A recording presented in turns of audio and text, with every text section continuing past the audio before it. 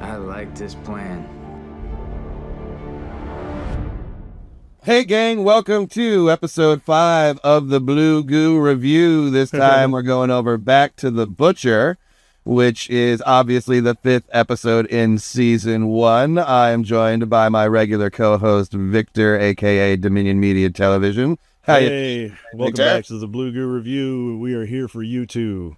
Actually, not you two, not the band, because they're not all that great in my opinion. Yeah, Anyway. honestly, I'm not knocking the music. It's definitely like enjoyable music, but it's like there's a couple that'll get stuck in your head. But like Bono, what a piece of crap, man! And the South Park episode just beautifully encapsulates how much of a big piece of crap Bono is. But yeah, anyway, we don't need to dive into that topic too deeply. Yeah, because we're all about the Blue Goo here, and today we are doing Back to the Butcher, season 1, episode 5. Yes. So, all right, let's dive right into our opening questions. Getting to know us. Huh? So this one, I really am teeing you up here, Victor, is what is your favorite celestial object in our solar system? Motherfucking Pluto. Oh, can't guess what this is. You're clearly not in the wow, DMTV. the Media Television group. Oh man, yeah, I should have gone. I've got a Pluto shirt I should have put on for this episode. I fucking love Pluto. Now the whole mess I make about I every August, I think it is August or September, I make it Pluto Awareness Month. Yes, Because I think it was September of 2003 was when Pluto was officially demoted by the science community. was it that recently? Oh no, it was 2004 actually. So even more. No, wait. It was 2006. September 2006 is when it was. Yeah. And I make a big deal about it. I really don't care. I just think it's funny. I do it all for theatrics. But I do, if I was in charge, I don't care. I don't give just stupid dwarf planet, demi-planet crap. I would make Pluto an honorary planet because it has 2 moons at least, and it has a big heart on it. Have you seen Pluto's heart? We're gonna give it a degree. Heart. Yeah. We're gonna give it. We're gonna send a satellite. That's the intention is to crash into Pluto. And all it is gonna be is, I got my honorary degree from Earth. Yeah. My honorary status from Earth. If like was it Harvard gave Bill Gates an honorary degree, motherfucker doesn't deserve that shit. So we can make Pluto an honorary planet. If we can have a fucking convicted felon as a goddamn president, we can make Pluto a fucking planet. I agree. Make the solar system great again. Yeah, make Pluto a planet again. MPP. Yeah. All right. So Pluto's my favorite. It has a very special place in my heart because it has a big heart. Seriously, it has it a is. heart. Yeah, it does. It is. And Pluto is a cool. And I mean. And one of my favorite stories as a kid, this is probably one of the one things that my parents did right, was that my father had me read a lot of sci-fi novels that were way above my reading level and just made me read them. And it was great. There was one called The Ring of Charon, and it's a really cool, it's like, not really a short story, but between a big and small story, but it's novel. Introduced me to the idea of, what's the term? Shit. Oh, fuck. That is a good term to learn when you're a young man. Yeah, massive superstructures. Yeah. Superstructures. The story is along the lines of that the moon of Charon, I forgot how it was really pronounced, but Pluto's moon was an artificial structure with a living entity inside it. It's a really cool fucking story. I should go read it again. Like an egg? I think it was some kind of like super intelligent consciousness, like a Q-like being almost living inside the thing. So like Ego the Living Planet then. Right. I might be remembering it wrong. It's literally been decades since I read it, but you know what? That's pretty cool though. While you move on to your question, I'm going to log on to Amazon and see if I can you find look a copy that of the book. up. Yeah. So I mean, mine isn't so straightforward as to because I have a soapbox about a dwarf planet or anything. But planet, shut up. Yeah. But it definitely, I would have to say, would be Jupiter. Jupiter's just enormous size, right? And I don't necessarily believe that these theories are true, but there's certain people out there that would tell you that, was it Jupiter or Saturn? Either way, Jupiter and Saturn are both really fucking cool. Yeah. I think it was that, Jupiter was captured and had a couple other planets around it and was doing its own thing as Jupiter being the central object, and then was either turning into a star or was in the early stages of star formation. But then when it got captured by our solar system, it was basically, and I mean, some of this is part of the electrical universe theory or whatever it's called, and I don't necessarily, I'm not trying to endorse any wild theories out there. It was just a cool concept that Jupiter was captured by the solar system, and because of the output of the sun, something in the dynamic of the solar system stopped Jupiter from being an ignited star, and so it cooled down into the gas giant that it is. And that's why we have the outer planets of the solar system or something like that. And I mean, it's a cool theory, and it's just a cool story more than it is any kind of accuracy, because I really couldn't tell you heads or tails on that one. There's a really cool video that I just watched like 2 days ago, and it recently came out this month from, I think it's a YouTube channel called Destiny, and I think it pieced together a bunch of episodes from a PBS science show, but it talks about like the structure of our solar system and how where we are in the universe is a lot more. It's a really interesting watch. I just suggest watching it. It explains it better than I possibly could. Yeah, but it's like space, like the void of space is something I can't even explain it. Send me a link. Yeah. Talks about the heliopause and the heliosphere and the liquid bubble that we live in, and about how just wild it is. So, okay, one big takeaway from that was that it mentioned that I didn't realize this, but our sun, orbits the Milky Way galaxy. Yep. We're out towards the outer edge of it, and one revolution takes about 200 million years.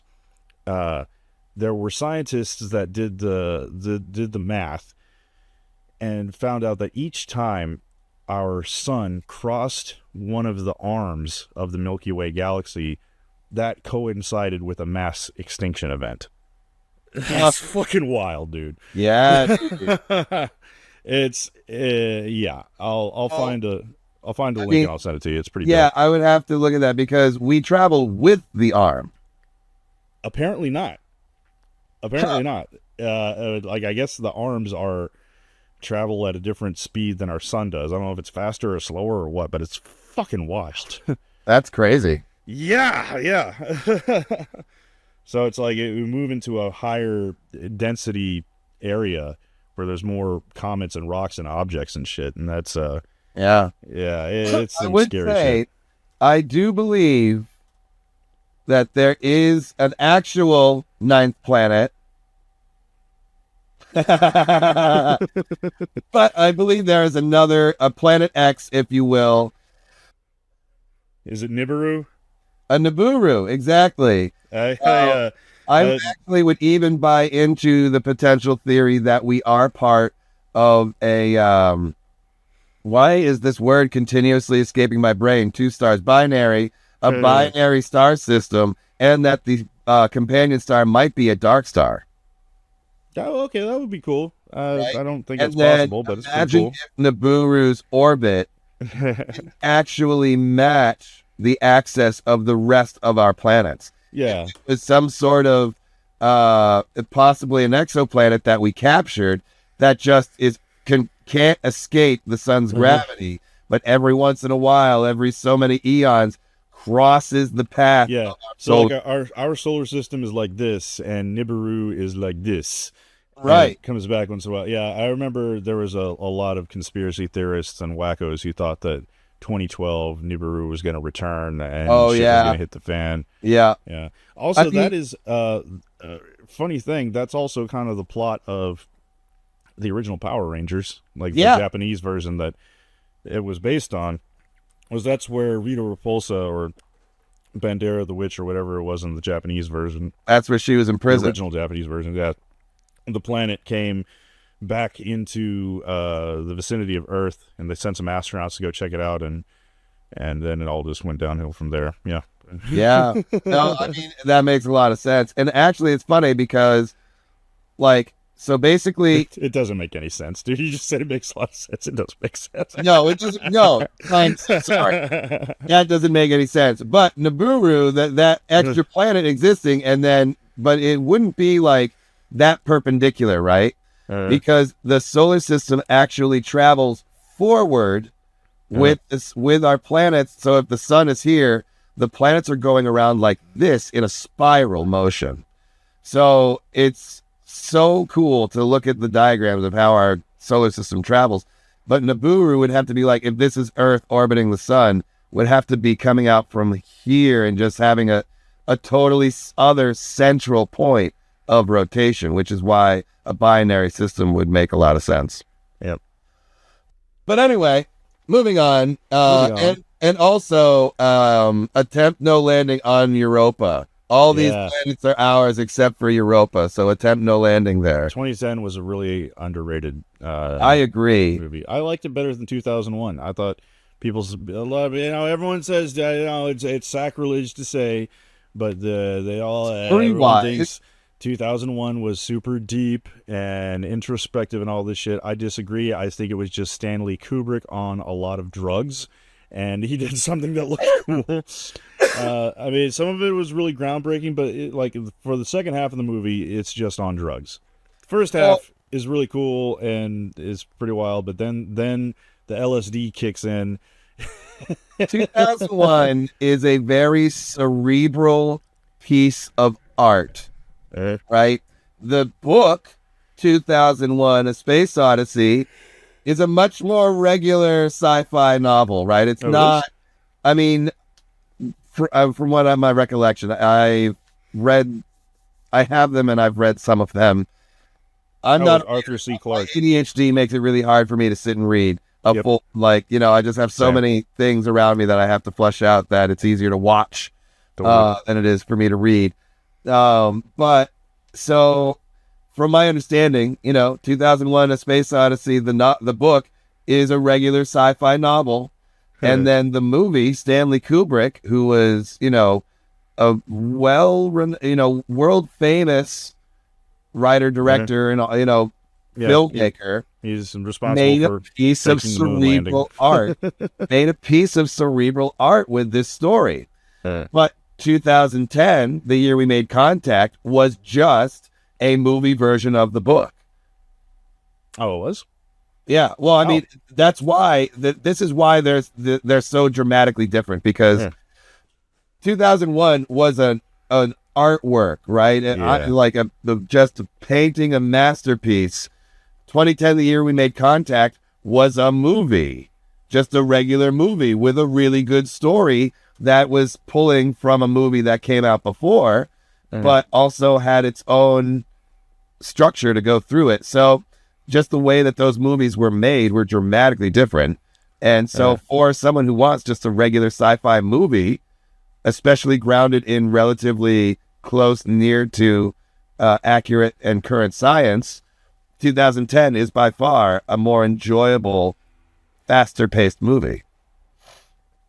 Anyway, that's our 2001, 2010 breakdown, gang. Yeah, I'll watch it again. It's a great movie. I liked it. Yeah, I love both of them for different reasons, He's got Jaws Sequest guy, and he's got dolphins again. What's his name? He's got a weird obsession with dolphins. I can't remember. And it's Schneider or something. Yeah. Yeah. I'm totally miffing it, but... I'll look later. All right, so our what-if question. What if? What if, and we're going to take our what-if characters that we've been doing every episode until now aside for a bit, and we're going to do a different kind of what-if question. What if Lopez somehow did not die, but still gave full authorization to the rest of the crew?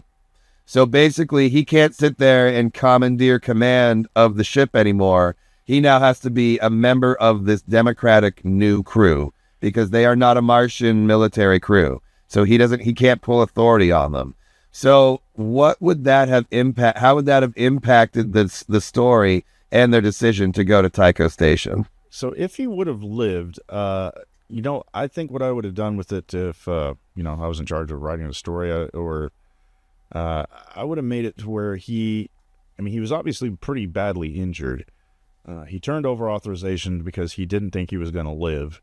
But then he barely survives. Then I think he's like struggling. He's in the med bay and struggling to be like, no, go back to Mars. But he's coughing up blood. And then eventually he just kind of caves and realizes he can't do anything about it. And is like, fuck it, he's not in control, and nor is he healthy enough to take control. It would be kind of like in the last season of Star Trek Picard where Shaw was. It'd be kind of like that, where he was kind of fucked up and was like, turns over the ship to someone else and is like, don't fuck this up, Yeah. Yeah. And then when he gets to Tycho Station, that would be a real problem. I think,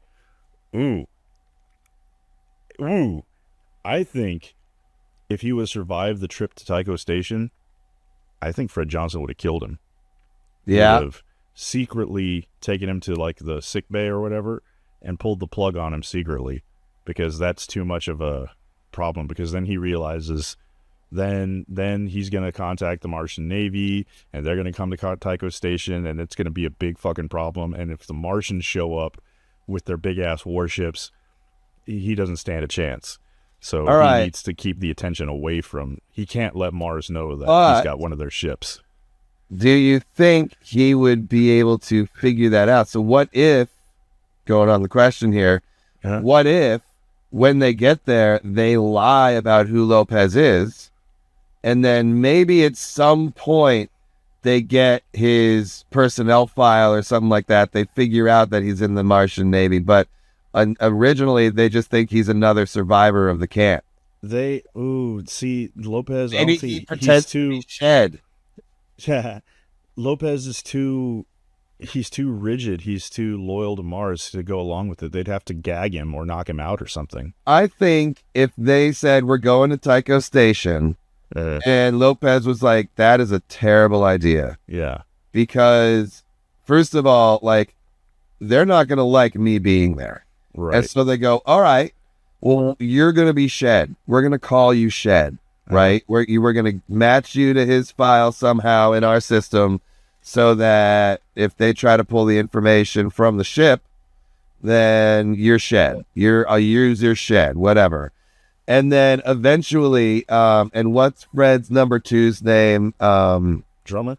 Drummer. I fucking love Drummer. Yeah. And then Drummer does some digging and eventually finds that he's fucking Martian Navy. And they go, dude, he is Martian Navy, but he had no choice but to come here.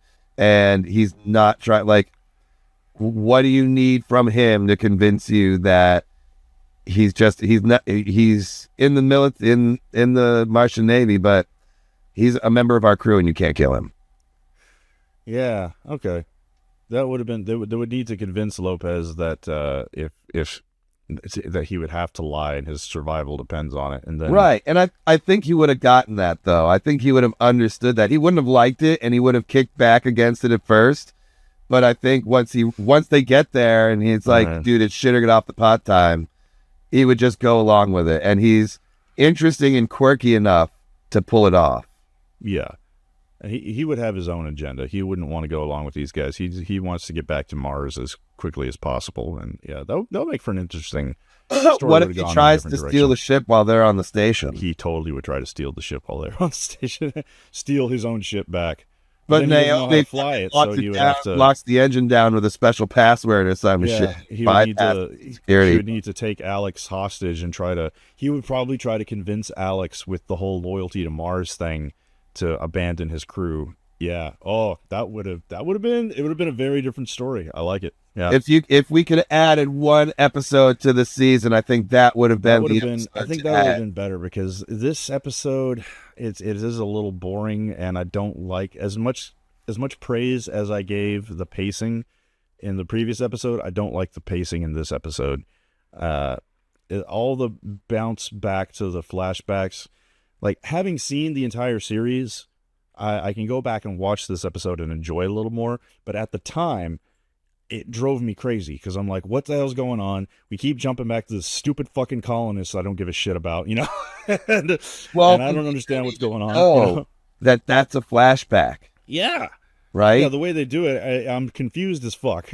Well, but that's what makes it interesting. That's why we're interested in it. If it started with that scene and it said 10 years ago, then we'd be like, why do we give a shit about this? This is really a lot of exposition. A lot of time is being put into this story. Why? Right? Yeah. So anyway, we'll come back to that when we're in the episode, but now we got our final trivia question. What was the first story based in the Expanse universe? The first story based in the Expanse universe? Yeah, so when these guys were writing this down, they weren't writing down this overarching story of Miller and Holden and the Blue Goo and all that. There were some short stories that came out first. What? Yep. And so are you ready for me to blow your mind? Yeah. The flashback, the story of the Anderson station and Fred Johnson killing everybody on it. That was the first short story. No way. From the Expanse universe. So it was I think the first published short story that they did. Huh. At least that's according to the trivia on the the Expanse wiki page. Okay. But and that honestly gives it a little bit more interest for me knowing that. Because it's saying this is a character for whom we've already flushed out a past for. It was one of the first things that we did. And we really want you to understand where this guy's coming from and what his internal motivations are and his goals and his values, having lived through this experience. Yeah. So it really provides a lot of depth to Fred Johnson's character, despite not knowing that when we're learning it. Because it's not until the very end of the episode that the camera moves across all these dead frozen bodies and shows Fred holding a fucking mega cannon in his goddamn arms that he just blew up this fucking station with, presumably. Why he's out there blowing up a ship when they have a ship that could blow up. I didn't get that because he is holding something at the end, isn't he? Yeah. I thought they fired a torpedo at it. I didn't think that was actually him holding a gun that blew up the station. But that's the visual implication, I feel like. It's like he's standing out there with his fucking smoking barrel being like, yeah, fuck you, families. But realistically, he's like really sad that he had to kill these people. Right. But, that's our trivia question for today. Okay. I'm going to have to go look that up because that's interesting because I would love to get a copy of that if it's in book form somewhere. Yeah. So, yeah. I initially hated this minor guy who's got his kid there because I was like, dude, don't bring your fucking kids to a protest. What the hell's wrong with you? But then I get a little bit more of the story here, and it sounds like he didn't intend for it to happen that way. Well, nothing was intended to happen that way, but it doesn't matter because even if they weren't all together, they all live on this station together. Yeah, they got nowhere else to go. That's why they're together, is because they're striking. This protest was a strike. They're just not doing their work. They're all together, unified as a group. And to do that, you need to bring your family with you. You know what I mean? So you need to bring your kid, especially if clearly he doesn't have a wife or a mother for the kid that's around anymore. So, just bring your kid to protest day. But he's not all of them are together with their families. Right. It seems like it's the entire population of this very small mining station. Yeah, and they've got from the work conditions, they've all got like terminal illnesses, it sounds like. So, and they're also, a lot of the other people are ready to fight, and it was this guy that riled them all up, and now he's like, all right, well, I don't think we can win here, so maybe we should just not. Right. And then communication goes out, and they can't, and they finally, the other big guy is like, fuck it, we're fighting, or fight or die. is finally like, okay, maybe we should just give up because we're getting like blown to smithereens and we're actually gonna die soon. So, Right. and then they open up that, or they connect to that satellite that's right in range of them, but outside the jamming range, and send the signal out. That's why everybody knows the story. Uh, And then they get blown to shit, and then they zoom up on Fred Johnson, and that's an entire third of this episode. Done. right. Yep. We just knocked that out. Yep. I do like this episode. I will say, it is an episode that is one of those leave you wanting more. When they start generating questions, I get really interested. So, who is Fred Johnson? You know, what is his backstory and all that? And even though we're learning that while we don't know it, those are the questions that are running through your head. And then, okay, now we have ever for an important character in the story. Yeah, seriously, it might as well be John Smith. And then we have the forming of the Rocinante and the crew in that, you know, what's going on there. And then we finally get the name of the ship, the Rocinante. But which is much better than the Tashi. Yeah. So let's go through the story arcs individually, because there's three separate things going on here. Like, so we start out with which one? We start out with Miller finding Havelock. Someone unstapled him from the wall, and he's in sick bay on Ceres, and he gives him a what the fuck, man, and Havelock's like, oh yeah, thanks, nice to see you too. I got it. And he's chastising him. And then Mia walks out. Was it Mia or Gia? I don't remember, but I think it's Gia. But yeah, it doesn't really matter. Yeah, this is the last time. This is the last time we see either of these characters, and I wanted to see more. I want the whole story arc about how she originally, Miller accuses her of setting him up.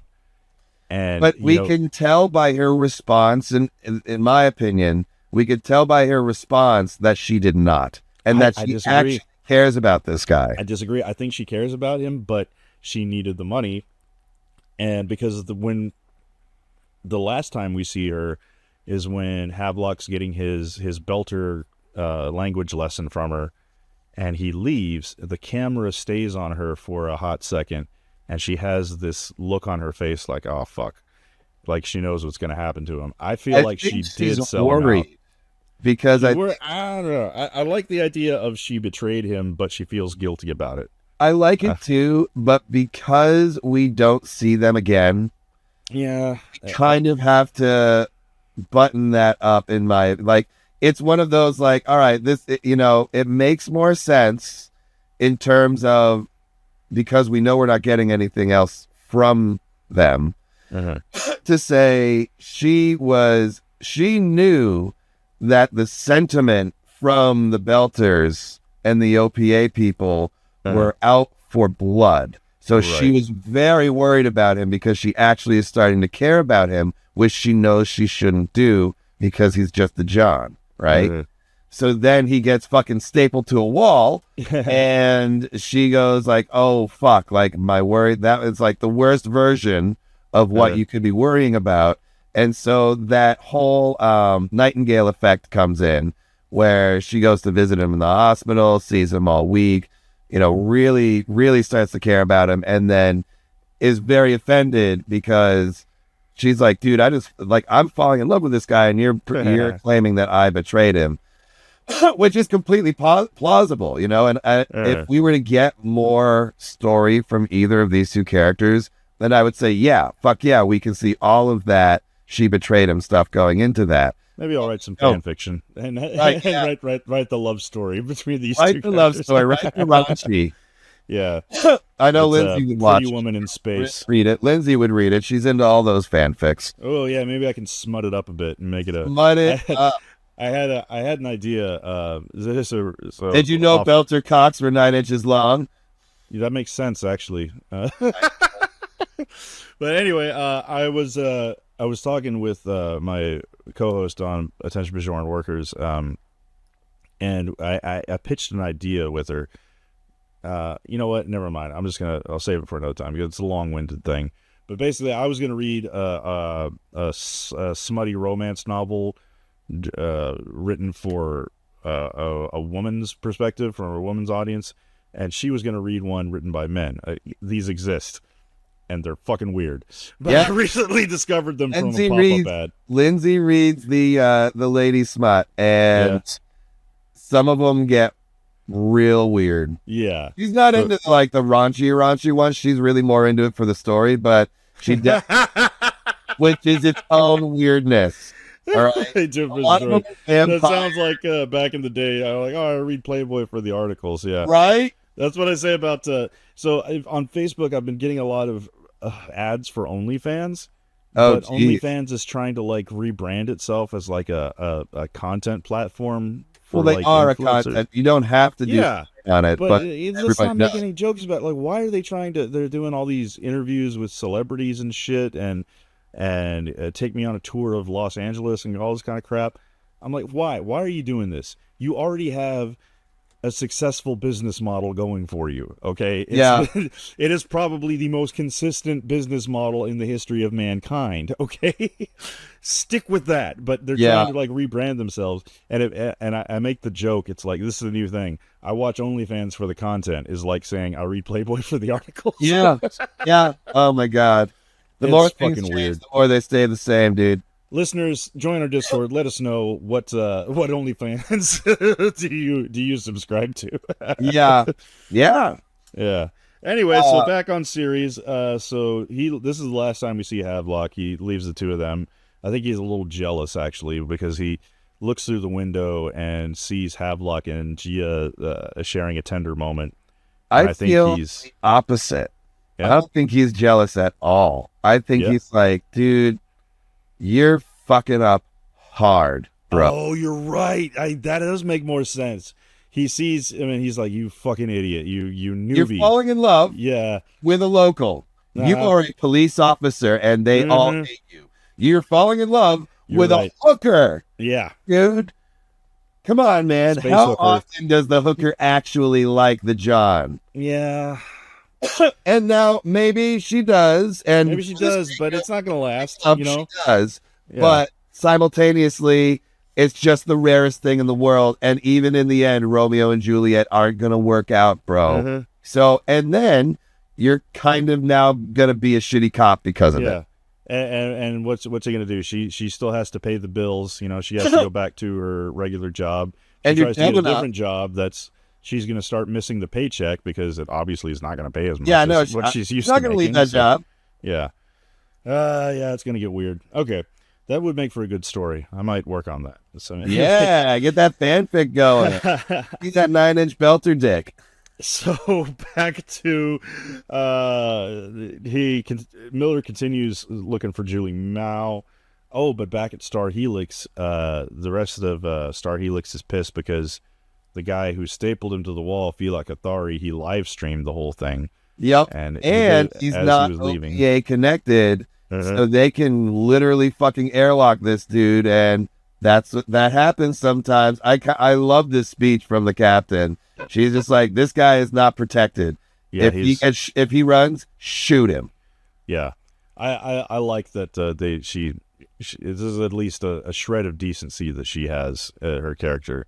Well, but it's also the police. It's also analogous to police over response. You know what I mean? Like, when anytime somebody injures a cop and is on the run, or shoots a cop and goes on the run, I'm not saying the police response is overboard, but it's intense. Yeah, that's like you got a whole department, a whole city hunting.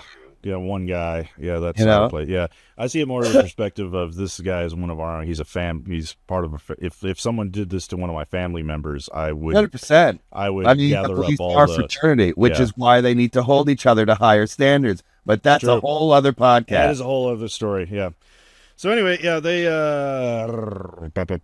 Okay, so Miller in the previous episode we saw where Miller found the security footage of Julie getting into a scuffle with a dock worker guy, right? And notices that they're a little too familiar with each other. He's watching that in Julie's apartment again. Yeah.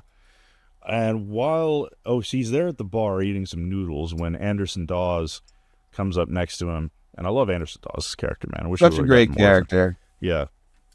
Such a great actor. He admits that Julie. He's like, yeah, remember how I said I didn't know who Julie was? Well, I was lying. She was working for us, and he tries to recruit Miller and offers him like a bribe.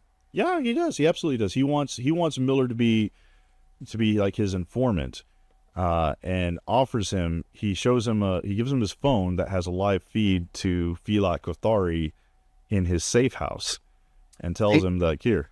I read that a little bit differently. I saw that more as I scratch your back, you scratch mine. He doesn't want Miller to be an informant inside Star Helix. He just wants him to owe a favor. He wants to know what's going on with Julie Mao specifically. And he's saying, I want you to keep me up to date on this case. And in exchange, you have my cooperation and everything that I know and my resources that can go into learning things, I will give you access to. I'll point you in the right directions. I'll give you this guy who I think is a piece of shit just as much as you do. And I have no problem with that. But this begins our cooperation on this particular subject. Yeah. I think he would like Miller to be OPA, but I think he knows that that's just not going to happen. Yeah. So I think he's trying to play the long game with Miller. He wants to recruit him eventually, but realizes it's not. I don't think he's got high hopes for that, though. I think he wants to know what's going on with Julie. At the very least, wants he's willing to play ball his good side, to get that going. Yeah. So he gives him the phone that has the address to wherever the safe house for this guy and this is one of the things I don't like about Miller. This whole conversation, Miller is very much more dismissive than he should be, in my opinion, because he's still giving him a hard time about, he's just like, I'm not going to be, dude, this guy is throwing you the phone of phones. He is really hooking you up right now. And you do not look a gift horse in the mouth. And that is something Miller should know. So I feel like he's being a little bit too uncooperative in this conversation. He comes around and he's begrudging about it. But he should be like, dude, I appreciate that. That is a big step up. And this is going to make this whole thing possible. Because he is becoming dangerously obsessed with Julie Mao. Not in a romantic kind of way. In a I need to figure out this case way, because he's seeing he is very it's connecting to a much larger picture, and he's trying to back up as fast as he can to see it. Yeah, and he goes back to his apartment, and he's got his big hollow apartment. It is her apartment, isn't it? Is it? Oh yeah, it's her apartment. And then when his ex is at that meeting with the captain, she notices he's not there. Goes looking for him and finds him in Julie's apartment, or at least it does look like it's Julie's apartment. It's nice and they all look the same. I think that is his place, because how would she know to find him? But it does. Well, she probably track him through their police system. Yeah.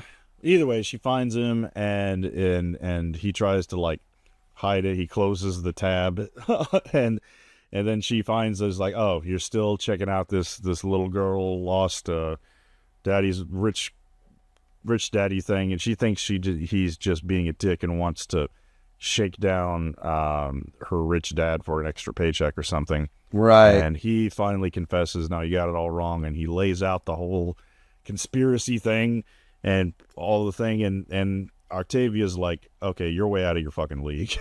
Well, which is true. It's one of those things. I totally understand his response, because he gets real butthurt when she and he's just like, dude, fuck you. You don't believe I can do this? Well, I'm the one who's even looked like nobody else was looking into this. And once it was discovered that she was off the station, everyone wanted to write this off. But this is a piece of something fucking big. And I just let you in on it because you said you wanted to help. So now you can get the fuck out of here if that's going to be your attitude. Yeah. And she immediately says he needs to take this. It's a next level ship. It's way above your pay grade, which is true. But right, she doesn't know that the captain is bought off. There's right. no one he can take it to. So but also it's one of those things it's like, dude, just understandable. The position is understandable, but the way you communicated the position is so fucking bad. To say that to your ex like that, it should be like, dude, this is dangerous, and you should bring this to a higher authority in the company that can can be protective about figuring out what this is all through, because you're going to get yourself killed. And if she came at it from being concerned, then, well, maybe it's bang time. You know what I mean? But like, oh, no, she's got to be a dick about it. And she goes, well, you can't fucking handle this. This is above your pay grade. To which Thomas Jane's acting here is really great. He's like, just going to have to do my pathetic best. Yeah, exactly. That was really good. So yeah, but it turns out not going well for Miller. What does he do next? What does he do? Hang on. Then he goes to the guy in the video's place, and he's sneaking down into this dude's hideout.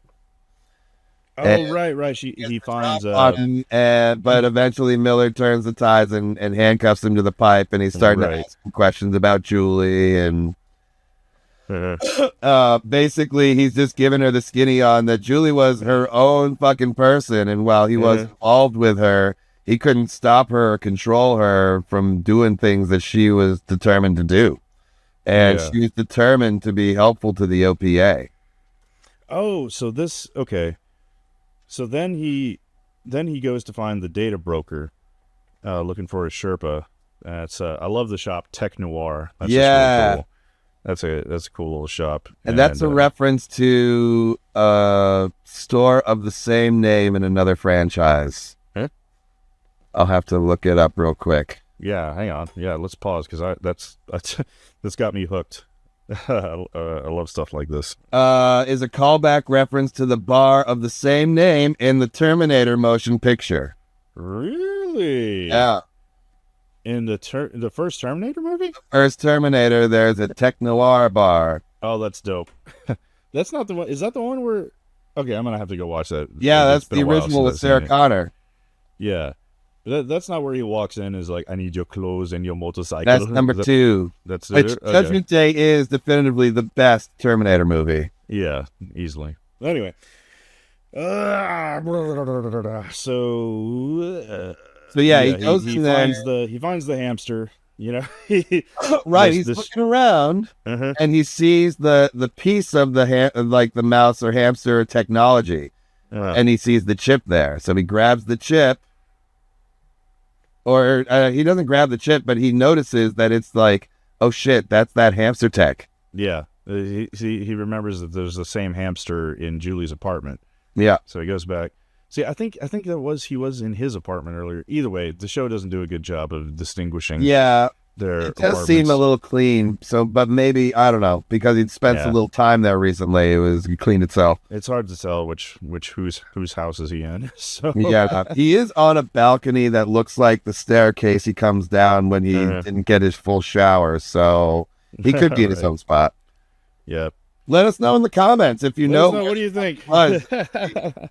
So he hides he pulls the data cube out of the hamster's ass and sticks it in his hat. Well, if the hamster was there, then that was Julie's apartment, because he didn't take the hamster. Well, yeah, but he goes to get the hamster after the scene where he's talking to his ex. Yeah. So I don't know. It's hard to tell. And then the hamster's got a little belly pack for storage, data storage. Pretty cool. It's just a weird thing. Okay, so then he leaves and someone throws a bag over his head. Kidnapped. So then,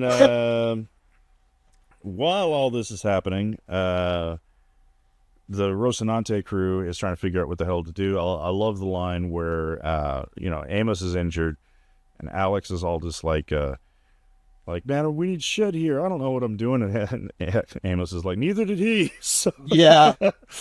and they patch him up. The med tech is really cool. I like Yeah. how the self-sealing, another self-sealing stem bolt thing. Self-sealing stem bolt technology.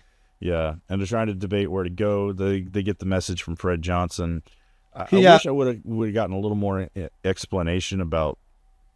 I mean, I guess Fred Johnson has, stage fright or something, because he's very blandly reading from a teleprompter, talking to these guys. Mhm.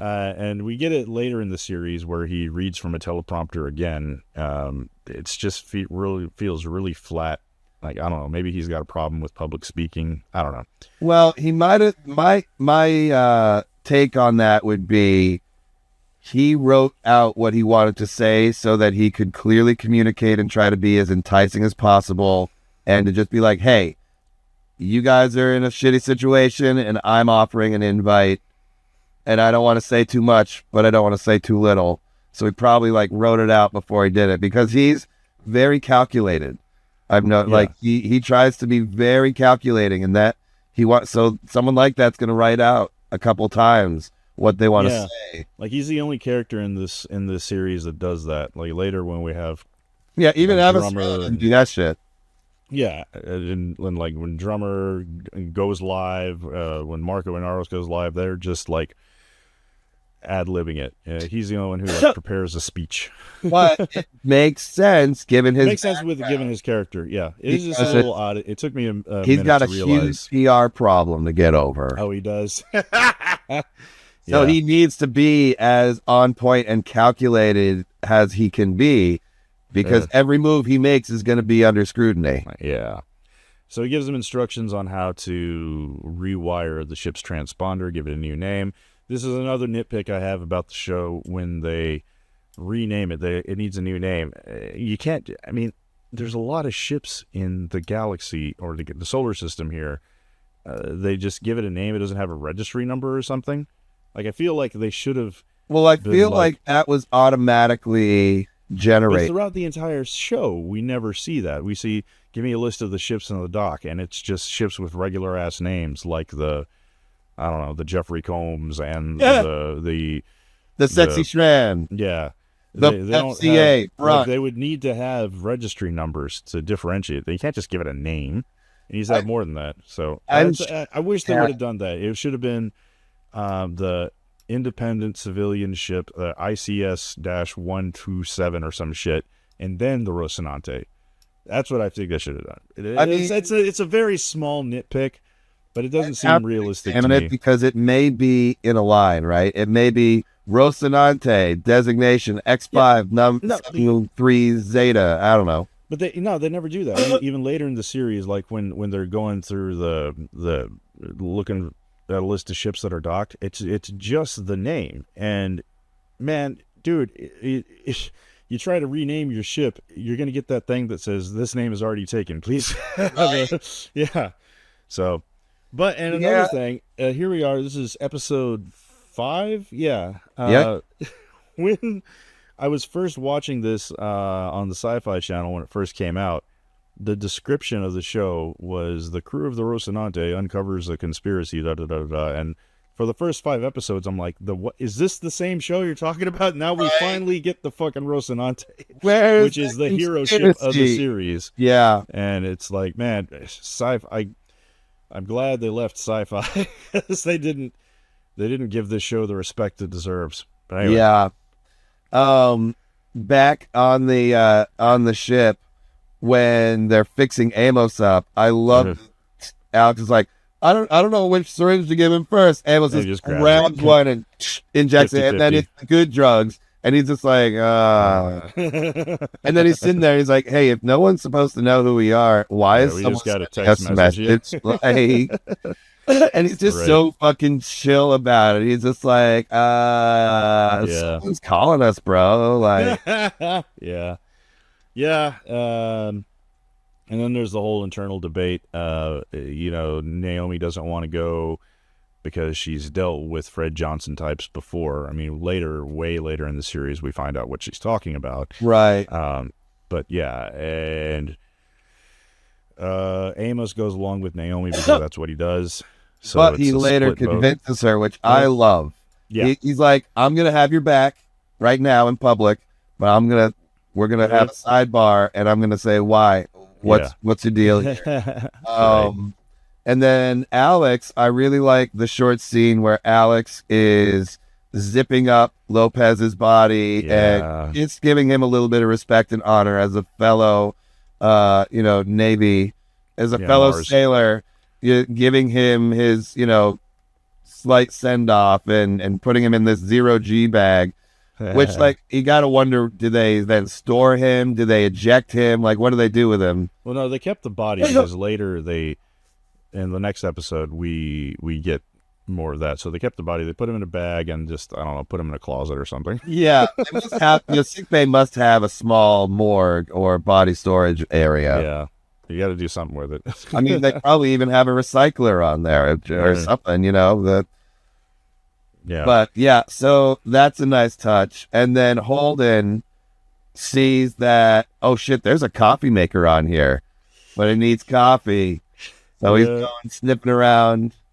Amos tells Janeway advice there. It's. I feel like the whole Rossi, the previous owner of when it was the Tashi, it was Janeway's ship. It is stocked with coffee. Right. And there was something else that reminded me of Janeway because I was thinking about this earlier. I was like, oh shit. There's a really cool scene where Naomi's wandering the ship and she's pissed because there's nothing for her to do because it's so well maintained. Yeah. And the ship automatically knows that she's an engineer because she approaches a panel and it automatically brings up the engineering specs. Yeah, and there's a part where she just peels some of the wallpaper off just because it's just like the ship is too perfect. It needs flaws. Well, I kind of looked at that as it was like not properly finished. Like, because I think there was a tear in it and she made it bigger. Yeah. I think it was just like damage for something. I don't know. And she just wanted to give the ship some character because there's nothing for her to do. And later we see Amos raiding one of the crew compartments and finds a bra and a bottle of liquor, which is kind of interesting. That's what it was. That was the part 2 about Janeway, is that he's raiding Janeway's laundry. he's raiding Janeway's secret liquor cabinet. You know what I mean? Because that she's got she's got some nice brown liquor in her quarters. Yeah. And then coffee is what she's drinking all day long, Right. But I was just like, oh, it must be. And that's her quarters, and that's why she's got so much coffee. And so later the crew also, they tap into the local news feeds. Yeah. And they see that people have, all the belters in protest have made James Holden their mascot. Yeah, Holden is now a mascot. He's a figurehead for this. He's like, oh shit, it's going to be hard to stay anonymous. And he's like, oh fuck. But I love Amos is all just like, let me know if you want your face to look a little different. Right? That's a good Amos moment. Give you some cosmetic surgery there. Yeah. Oh, and one more thing that you mentioned earlier about how the scene where Miller throws the phone in the trash. What that was, though, is that was Anderson Dawes gave him the phone that had the information with Fila Cathari's location. And he just chucks it in the trash, which I don't know why he would do that, man. I would keep it, dude. Well, I mean, it was cracked and it was a recycler. It's not just a trash bag, right? It destroyed the device. Yeah. You can hear it like grinding it up once he puts it. Well, see, I don't understand why he would do that. I mean, I understand it's symbolic, a symbolic moment for the show, telling us about Miller's character, about how he's hyper focused on Julie. But I mean, I'm just saying, if that was me, there've got to be like, I can go to Walmart and go to the recycling machine there for electronics and get like $12 for my old iPhone, Yeah, so, well, I guess you'd have to. Well, maybe he did. We just didn't know because they don't use like hard currency that much here. Maybe it did transfer some. I kind of feel like everybody gets one of those and they're all the same. And maybe the cops have better apps and maybe a little, right. It was just taking up more space. Security access. Right. So anyway, so that's that for that storyline. We leave the Rocinante crew. We end with them deciding to go to Tycho Station. And yeah, they renamed the ship. Oh, I like Alex. It was okay. We need a new name for the ship. Screaming Firehawk. Yeah. Holmes like, maybe let's not tell everybody that we're a gunship. Yeah. And then it says Flying Alamo, and Yeah. Holden's like, there's a great little background moment there where James is like, no, we're not calling it Flying Alamo, but Yeah. Amos looks over at him and just gives him a knowing look, like, no, that was a cool name. So, Yeah, I love that. He's like, I liked it. I liked it. Anyway, so that's it for the Rossi crew. Then the rest of this episode consists of the last third is the flashback with Fred Johnson and the miners' strike and them trying to surrender, and then they Not being able to, not they blow them up. And I made a comic over this that didn't go over well a lot. My dark humor goes a little too dark sometimes, but I was like the role playing, my role playing things where it had the DM and it was Guinan being the DM, and she was all just like your strike. You're striking with the workers, blah blah blah blah, and it's the guy with the little girl, and he says, "Okay, I want to try to negotiate," and he rolls a one, and then the next scene is them floating in space. Yeah, that got a lot of sad reacts. Send that to me directly because that's going to be the image for this show. All right. Yeah, that was. Oof. That's going to be the thumbnail for this episode. Nice. And that's this episode. That pretty much does it. This was a short one. On Fred Johnson being a murderer, a mass murderer. Yep. And was it for Mars or Earth? It was for Earth, right? It was for Earth. Yeah. Yeah. We that final scene of him standing on the airlock of his UN warship, holding his rifle. Okay, yeah. I fast forwarded it to that scene. There's no way dude. If he's just carrying that rifle for, I'll bet you what it was because we find out that he wasn't told that they were just unarmed civilians. He was going out there to look to see if there was any like resistance, maybe he thought that there was some OPA boarding party. Yeah, maybe out there. And then he goes out there and he realizes, oh man, this is just a bunch of people. Yeah. Or maybe he used the rifle to shoot a power conduit, which blew the whole place up. He's Don't a murderer.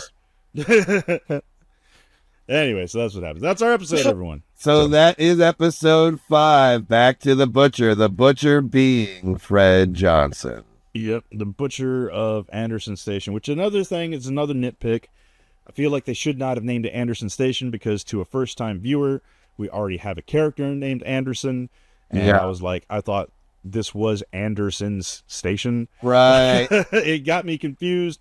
Give it another name. Yeah. You've got all the you're writing your story. Name it fucking Ticonderoga. I don't know. Like after the pencils.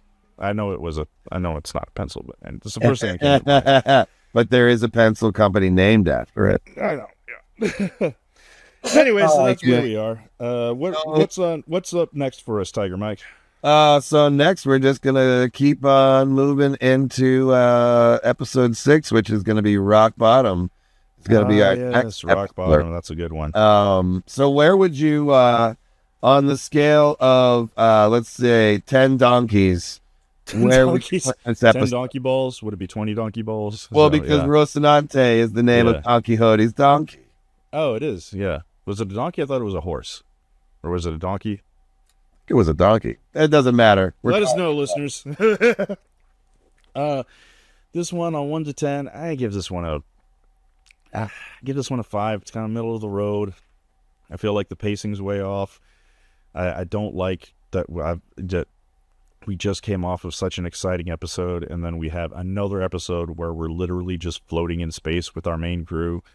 I feel like the B plot on series doesn't move fast enough. Like last episode it was really exciting because we had the thing with Busy Batico and Miller tracking him down, and like it's like the tension is building. Here it's kind of slow, and it's okay. I mean, it's an episode that needed to be done to push the plot along, but right, yeah, they they can't all be bangers. So right, it's exactly. Fine. It's like we have the high of the previous episode, Mhm. and so this one kind of brings us back down, settles us back down a little bit. I'd give it a 6, for the same kind of reasons, but Yeah. I do enjoy. Well, I think I am one of those viewers that a little bit more enjoys some of the exposition, and it doesn't need to be as fast paced. I like when the pacing for an episode isn't all over the place, and it has a consistent tone.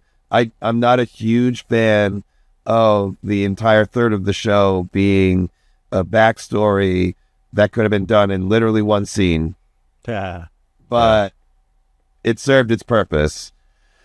And I think it did help to drive the point home that Fred Johnson feels like he's got a lot of deaths on his conscience. So innocent lives too. But all right, gang. Well, that's going to do it for episode 5 on the Blue Goo Review. Thank you so much, Victor. Make sure you check out Dominion Media Television on the Facebooks and find us on Discord if you have any questions or comments, because the Blue Goo Review is here for you too. to do. So check us out at the Tigerfuck Media Discord page. Also, don't forget to check out the Attention Bajoran Workers podcast, which hopefully will be premiering soon. Yeah. Nice. Yeah. I'm sure it'll be premiering before this episode airs, almost certainly. So I hope so. I got a lot of work to do on that. Got to get into the editing room. That's where it is. But yeah. Thanks for listening. We'll see you next time. Thanks for listening, gang. We'll see you next time.